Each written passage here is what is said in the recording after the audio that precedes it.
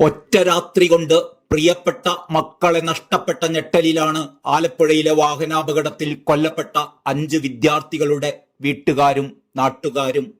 പഠനത്തിലും സ്പോർട്സിലുമെല്ലാം ഒരേപോലെ മിടുക്കരായ 5 പേർ ഇനി വിങ്ങലാർന്ന നീറ്റലാണ്. ഒരുമിച്ച് പഠിക്കാൻ തുടങ്ങിയിട്ട് വെറും 1.5 മാസം മാത്രം.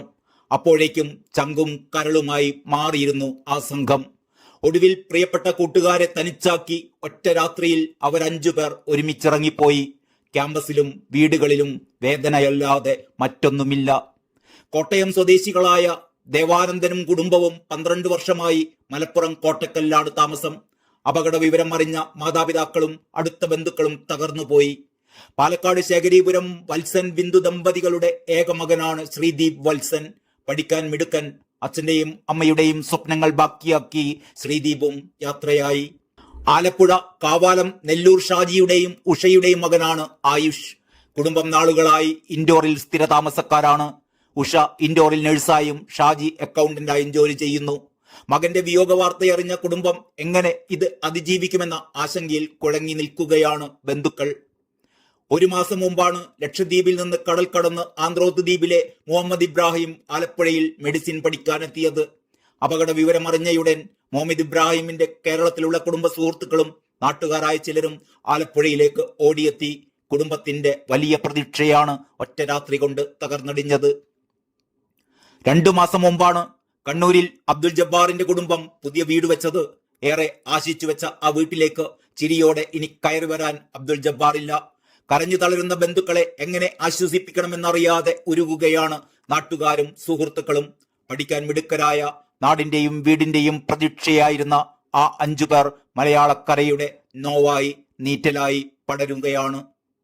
കളർക്കോട് KSRTC ബസ്സും കാറും കൂട്ടിയിടിച്ച് 5 MBBS വിദ്യാർത്ഥികൾ മരിച്ച ദാരുണ അപകടത്തിന് കാരണമായത് കനത്ത മഴയിൽ ഡ്രൈവറുടെ കാഴ്ച മങ്ങിയതാണ് എന്നാണ് പ്രാഥമികമായ നിഗമനം. ഓവർടേക്ക് ചെയ്യുന്ന സമയത്താണ് അപകടമുണ്ടായത്. കനത്ത മഴയിൽ ഡ്രൈവറുടെ കാഴ്ച മങ്ങിയതാണ് അപകട കാരണമെന്ന് MVD ഉദ്യോഗസ്ഥരുടെയും പോലീസിന്റെയും നിഗമനം.